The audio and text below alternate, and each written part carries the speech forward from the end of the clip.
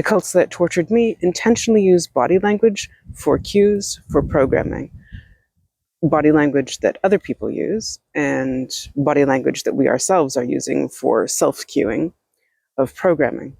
The ones that are most common in society that are used in the programming are ones that would set off the most common programs that are to help the cult and to keep us silent.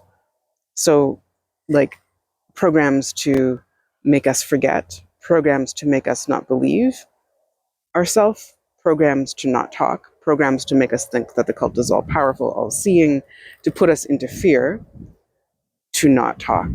And those are the most common body language cues that we'd see out there. And then there are some very specific body language cues that would be really hard for people to replicate, usually unintentionally, or at least that they wouldn't be, they're not very common.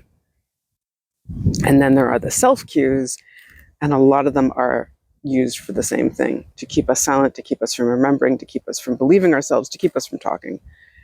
And it is a constant barrage because they don't just use body language. There's other cues out in the world, and those are part of trying to keep us controlled and to only benefit the cult. And one way to start noticing them is to notice when you suddenly feel, if you're a cult torture survivor too, when you suddenly feel like you can't talk, or you suddenly go into a lot of self-doubt, or you start feeling like you shouldn't talk, or you suddenly go into deep fear, and you have been around someone and there's body language that's consistently doing that for you. That's one way to notice those cues. Or when you're doing it to yourself, or someone inside is doing it to yourself, and suddenly you go into those thought patterns repeatedly and very strongly.